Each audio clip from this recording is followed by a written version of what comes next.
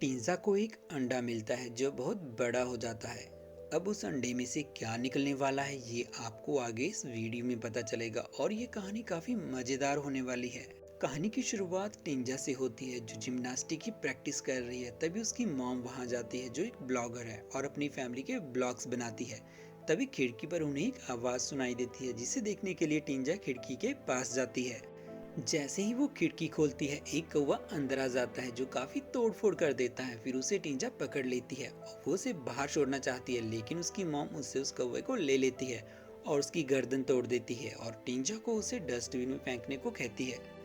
तभी टींजा पड़ोस में रायता को अपने कुत्ते के साथ खेलते हुए देखती है। फिर दोनों में बातचीत होती है और उनमें दोस्ती हो जाती है। टींजा अपनी मॉम को बताती है कि पड़ोस में एक नई फैमिली रहने आई है और उसने मुझे घर पर बुलाया है, लेकिन उसकी मॉम मना कर देती है क्योंकि उसका जिम्नास्टिक का कंपटीशन नज़दीक आ रहा था।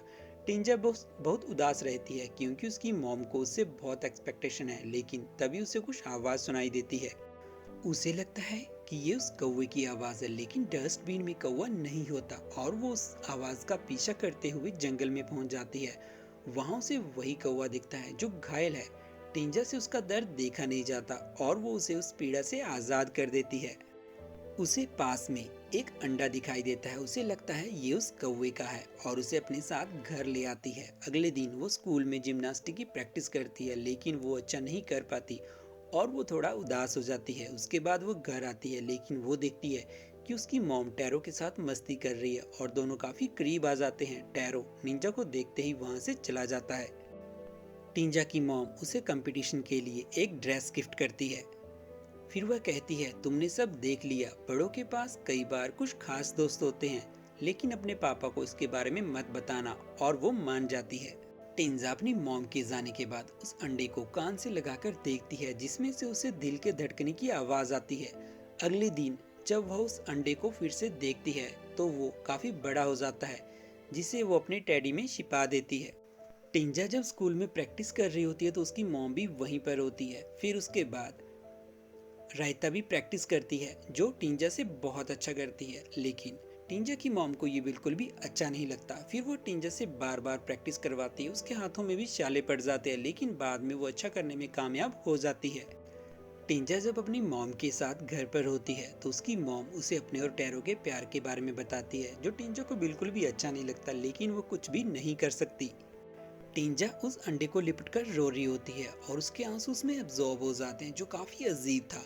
तभी वो अंडा टूटने लगता है। ये देखकर टिंजा डर जाती है और उसमें से एक हाथ बाहर निकलता है, जिसे देखकर वो अलमारी में छिप जाती है।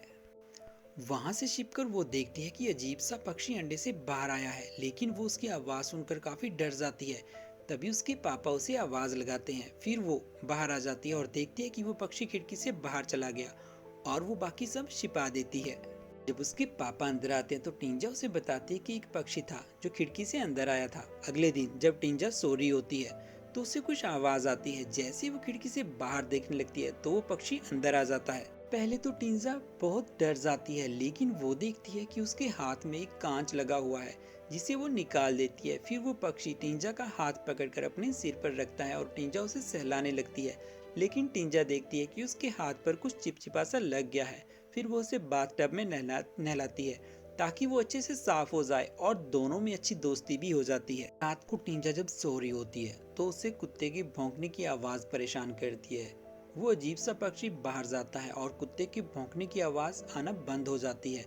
फिर वो पक्षी टिंजा के ऊपर आकर बैठ जाता है। जब टिंजा की आंख खुलती है तो वो उसे कुत्ते की डेड बॉडी दिखाता है। अगले दिन टिंजा उस डेड बॉडी को अपने गार्डन में दफना देती है। टिंजा उस पक्षी का नाम एली रखती है और उसे अपनी तरह कपड़े पहना देती है। अगले दिन टिंजा की मॉम भी उसके साथ स्कूल जाती है और वो देखती है कि रेता अभी भी टिंजा के मुकाबले बहुत अच्छी है। वो रात को स्कूल से निकलते हैं। टिंजा की मॉम रेता को अपने साथ आने को कहती है, लेकिन वो मना कर देती है और पैदल ही चली जाती है।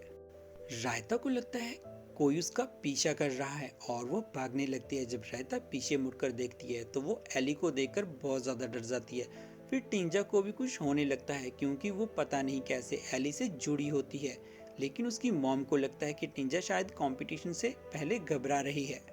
टिंजा जब घर आती है तो एली वहां नहीं होती, सिर्फ उसकी चोंच होती है, जिसे देखकर टिंजा को काफी अजीब लगता है। उसके बाद टिंजा की मॉम उसे अपने साथ टैरो के घर ले जाती है। वहां पर वो एक बच्ची को देखती है जो टैरो की है।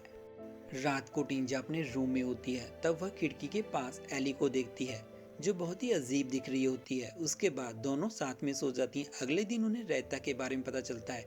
उससे मिलने के लिए टिंजा हॉस्पिटल जाती है और देखती है कि उसकी हालत बहुत खराब है। वो समझ जाती है कि ये सब एली ने ही किया है। वह रोते हुए घर आती है और खुद को मारने लगती है, जिससे कि एली को भी दर्द होता है क्योंकि वो दोनों आपस में जुड़ी होती हैं। लेकिन एली उसका हाथ पकड़कर उससे रोकती है और उसे शांत करती है। टिंजा देखती है कि एली बिल्कुल उसके जैसी ही दिख रही है, जो उसे काफी अजीब लगता है। जब एली और टिंजा दोनों अंदर होती हैं तो टैरो एली को देख लेता है और टिंजा दरवाजे के पीछे छिपी होती है। टैरो को लगता है कि शायद टिंजा को कोई बीमारी है और वो इसके बारे में उसकी मॉम को बताना चाहता है, लेकिन टिंजा उसे किसी को भी बताने से मना करती है। तभी उसकी मॉम भी वहां जाती है। टिंजा की मॉम जब उसकी प्रैक्टिस देखती है तो उस पर काफी गुस्सा करती है। तभी टैरो की बेटी रोने लगती है। टिंजा की मॉम उसे उठा लेती है और उसके साथ खेलने लगती है। ये सब एली भी देख रही होती है। उसके बाद टिंजा अपनी मॉम के साथ स्कूल जाती है, जहाँ पर जिम्नास्टिक का कंपटीशन है। जब टिंजा जिम्नास्टिक करने लगती है तभी उसे महसूस होता है कि एली टैरो की बेटी को मारने वाली है। वह उसे बचाने के लिए अपना हाथ तोड़ लेती है, जिससे कि एली के हाथ से कुल्हाड़ी छूट जाती है। लेकिन ये सब टैरो देख लेता है। जब टिंजा अपनी मॉम के साथ घर आती है तो टैरो इसके बारे में टिंजा की मॉम को बताता है, जिससे कि उनमें झगड़ा हो जाता है और दोनों का रिलेशन टूट जाता है। फिर वो टिंजा के साथ वापस अपने घर आ जाती है। एली जब घर के अंदर आने की कोशिश करती है तो टिंजा उसे नीचे गिरा देती है, लेकिन टिंजा के पापा एली को देख लेते हैं। फिर वो किसी तरह अंदर आ जाती है और अलमारी में छिपकर बैठ जाती है। तभी टिंजा की मॉम वहां आती है और वो एली को टिंजा समझ लेती है। वो काफी गंदी होती है। टिंजा की मॉम उसे कंघी करने लगती है, लेकिन उसके बाल निकल कर आ जाते हैं और वहां से खून निकलने लगता है। फिर एली टिंजा की मॉम को पकड़ लेती है और उसकी पीठ में अपने नाखून लगा देती है, लेकिन वो उसे धक्का देकर दूर कर देती है। वहां पर टिंजा भी आ जाती है। उसकी मॉम उन्हें देखकर काफी घबरा जाती है। एली फिर से उस पर हमला करने लगती है, लेकिन टिंजा सामने आ जाती है और उसे वहां से जाने को कहती है। एली को गुस्सा आता है, जिससे उसका मुंह अजीब सा हो जाता है। फिर टिंजा अपनी मॉम को सारी बात बताती है कि ये सब कैसे हुआ। उसके बाद दोनों चाकू लेकर एली को मारने के लिए ढूंढने लगती हैं। एली टिंजा की मॉम पर हमला कर देती है, जिससे कि उसके हाथ से चाकू छूट जाता है, लेकिन वो किसी तरह से चाकू उठा लेती है और उस पर हमला कर देती है, जिससे कि टिंजा को भी दर्द होता है क्योंकि वो दोनों जुड़ी हुई होती हैं, न जाने कैसे। फिर टिंजा की मॉम एली को चाकू से मारने लगती है, लेकिन उसे बचाने के लिए टिंजा सामने आ जाती है और उसे चाकू लग जाता है, जिससे वो नीचे एली पर गिर जाती है और मर जाती है। फिर हम देखते हैं कि एली का मुंह अपने आप ठीक हो जाता है और वो उठ जाती है। फिर एली मॉम कहती है। ये सुनकर टिंजा की मॉम उसे देखने लगती है। उसे समझ नहीं आता कि अब क्या किया जाए और ये मूवी यहीं पर खत्म हो जाती है।